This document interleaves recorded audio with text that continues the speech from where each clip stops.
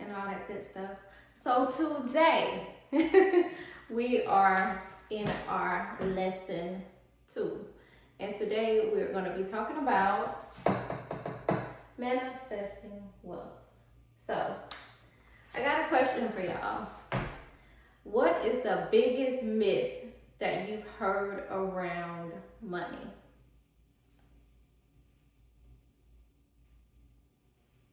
I got a couple. Let me write them on the board.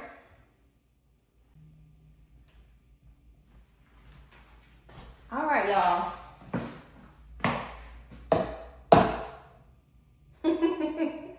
We're going to debunk these today. So, show of hands of how many people have heard these 3 statements, especially this one. So, people have a connection and a relationship with money by the experience that they have. If someone has a experience of money being very scarce and hard to obtain, they go into the idealization of, well, money won't make you happy. You should just be humble enough to do this and that and think this way because money is not everything. And true enough, money does not solve everything.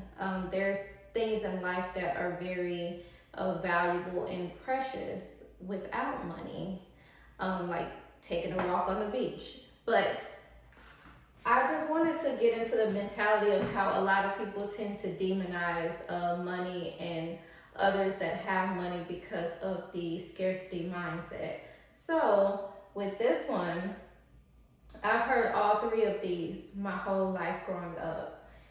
And the whole thing about money doesn't make you happy.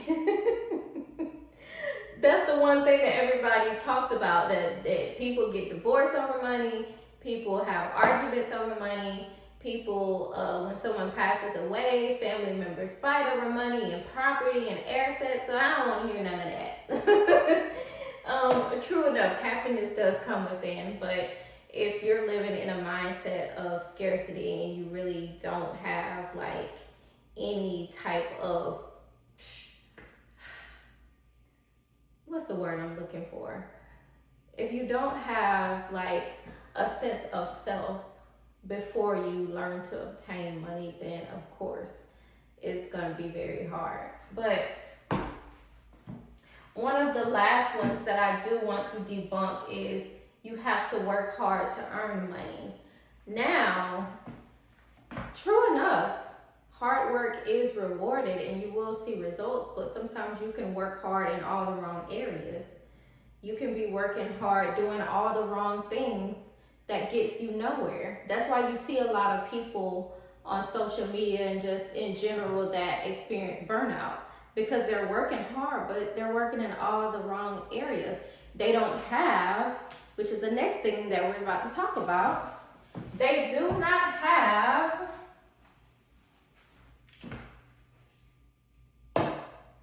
strategy. So,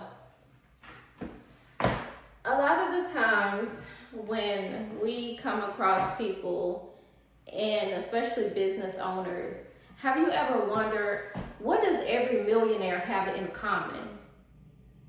Is it the fact that they're rich? Is it the fact that they have private jets? Is it the fact that they have cars and Amex cards? And none of that. They have strategy in common. If you ever go to an event and you see a room full of wealthy people, one thing that you will notice is a full flow of conversation. They never rush. They're very calm. Their nervous system is calm. They're just sitting there talking and enjoying the evening. But one thing that I've noticed a lot of millionaires and wealthy people have, especially the ones who are successful business owners, they have strategy. They know how to use this tool for their benefit. So when it comes to strategy, you have to strategize what works for you to obtain money. because you can do anything, any hobby that makes you wealthy. It's all about your strategy. Because some people say, well, I can't do this because it doesn't make any money, but it'll be their passion. You have people all the time who do things and they end up earning very, very large lump sums of money. They make a living off their passion. One thing I started thinking about when I was writing this lesson out for today, I thought about a book that I read back during COVID. It was a book by Damon John. If you guys know who Damon John is, he is the person that is on Shark Tank. He's the only black guy that's on Shark Tank. And he is a successful business owner. And he owns FUBU. I know y'all remember FUBU, like the clothing brand for like the urban clothing brand.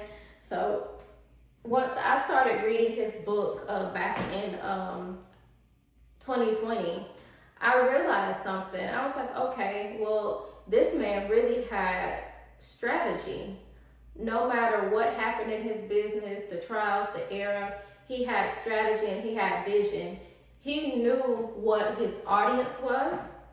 He knew the type of clothing he wanted to push. He knew the genre around clothing, because a lot of people in the hip hop industry wore his clothes. And it became introduced into a lot of other like designers who adopted that style. You started seeing like Tommy Hilfiger and other designers that started to introduce streetwear. And that's what we call it, streetwear. So they went by this. They had to strategize. See, whenever I do videos like this, I look for what's needed. What are people looking for? Yes, people want to know how to attract more money, but a lot of people don't know how to strategize so that they can have more money. And it's all about the mental strategy. And you know what we like to call that? I tell you, it's the mental Olympics. And the reason why I call it that is because you really have to think about what's your audience. What do you want to do? And we're talking about like passion right now. We're talking about manifesting wealth, but it's also tying into your passion, what your passion is, because that's a part of what makes you wealthy.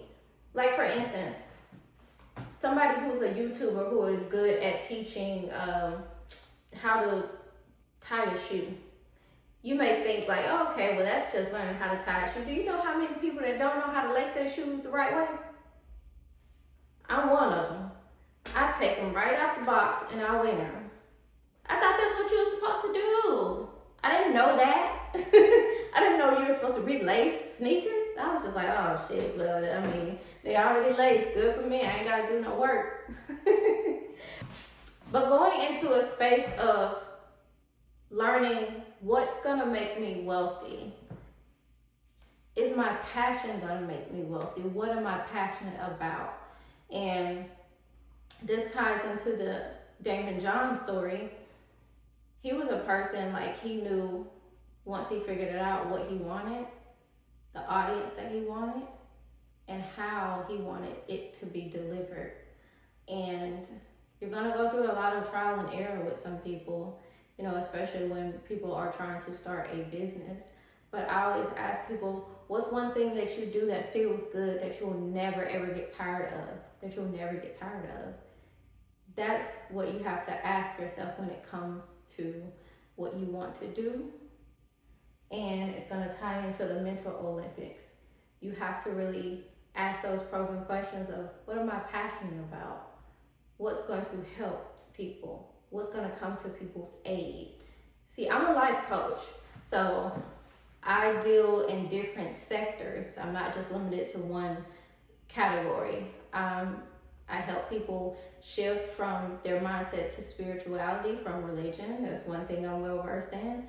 And also I help with what we're doing right now, wealthy. Another thing that I'm well versed in teaching people how to attract wealth. It all starts here. I teach you how to use and heal your subconscious mind. Because we can say a lot of things. We can say, I'm a millionaire, I'm a millionaire, I'm a millionaire all day, but really not believe it. So I give you the tools that you need in order to attract that wealth that you need, because it's already within you. We have it. We have it. We have been so trained that we have to have wealth. Not even wealth. We've just been trained to be grateful for the things that we have, even if it's not enough. And because one of the things that you'll notice, if you hear like any rags to riches story, they'll tell you like, oh, I always wanted to do this, or I always wanted to be that. It started with a vision, and it started with strategy. The vision came first, and they were like, okay, well, how can I achieve this thing so I can become wealthy? So it's really about training your mind and talking to yourself, and that's where the mental Olympics come in. I erased it, but that's where the mental Olympics come in, because often more than none, we find ourselves, we will talk ourselves out of situations. Just imagine if somebody talked themselves out of making this dry erase board marker. We wouldn't have these. And I would probably wouldn't be up here teaching in front of you right now if we didn't have this. But you know, we have great inventions out here now. But do you want to know where the real wealth starts with? Show of hands. Not everybody go up at once. Want to know where wealth starts with?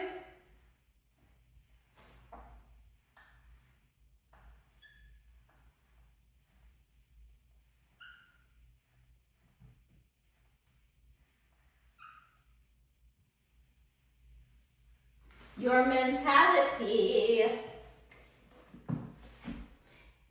You ain't gonna get far unless you change this. If you're a person that always talks yourself out of an idea that you have, how you expect to really accomplish things in life if you keep talking yourself out of it?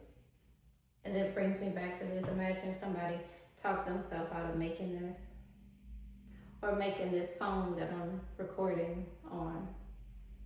Because everybody uses a cell phone, honey. Just imagine life without a cell phone. We've gotten so accustomed to it. Imagine your life without a cell phone, honey. How would that make you feel? You know how much anxiety people will have even when they lose their phone, even when they misplace their phone. People be about to have a heart attack, honey. Child. But it's going to be your mentality, changing your mentality. So, because a lot of the times, we want wealth and we want riches, but we're not willing to change our mentality so that we can have that said thing. So we can manifest that thing. So,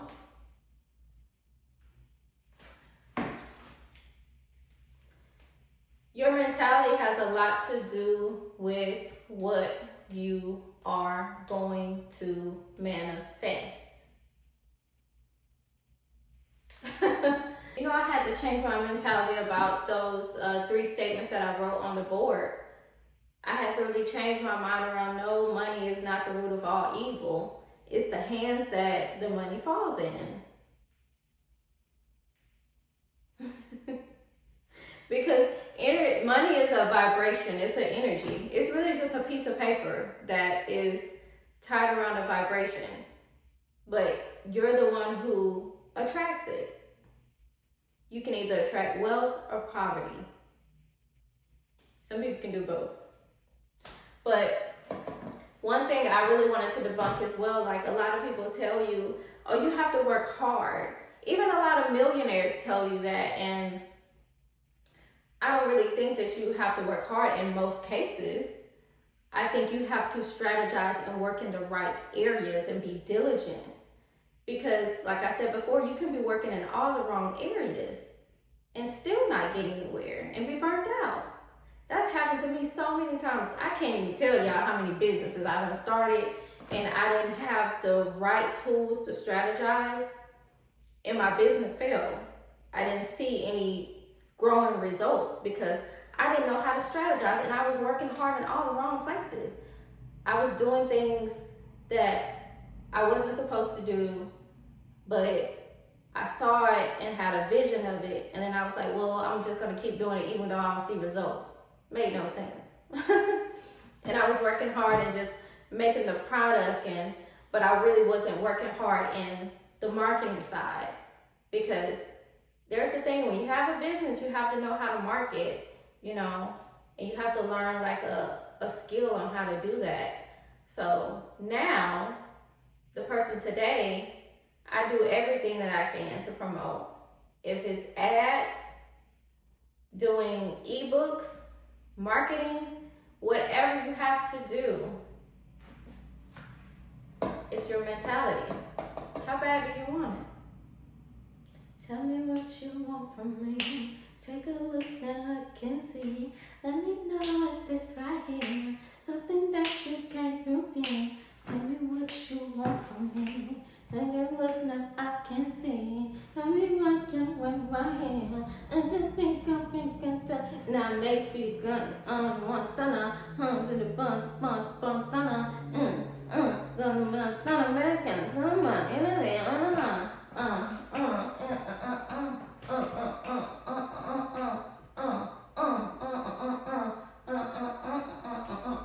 okay. Sorry. Alright, so with all of those, and this is gonna be a shorter video today because this is really just me debunking like the whole myths, because I was like, you know what, let me go ahead and teach this to my class, because I feel like they gonna need to know about this. But yeah, there is so many myths that I've heard growing up that people make you feel tense but also uneasy. And one of the biggest things you see, like the myths around money, is in church. Now they got the nerve, cause y'all seen that pastor that was asking that lady for like, I think she gave the pastor $1,200 and he wanted her to pay like $2,000, but it wasn't enough, but he still kept her $1,200. He didn't give it back. And I'm like, where's all this money going, sir? Whose pockets is it coveting? Coveting. Whose pockets is it coveting?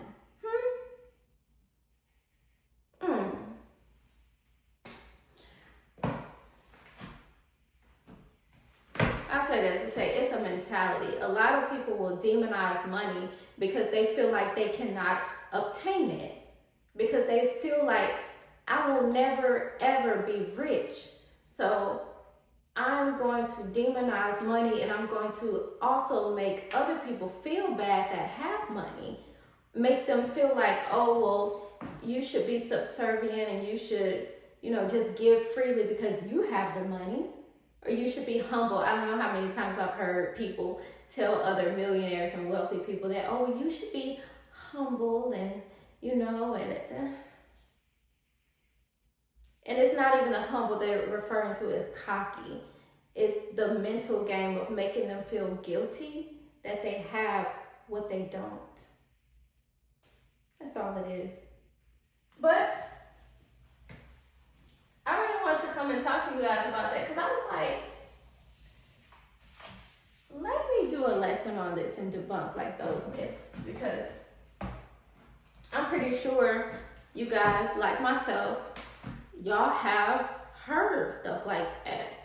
And it gets really tough growing up, and then once you become an adult and you realize, wow, this is like not what I expected. You know what I mean?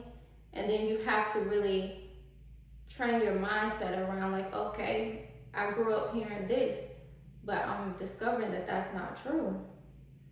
I can be wealthy.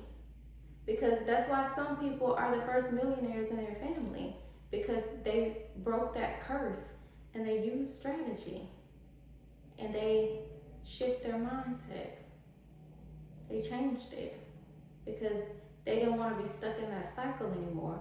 A lot of us, especially us millennials, we don't want to be stuck in that cycle anymore that our parents were in. And we love our parents, but the life that they chose, sometimes it doesn't suit us. We want more, and there's nothing wrong with wanting more. And I will see you guys on the next upload. Thank you. I love you guys. Bye.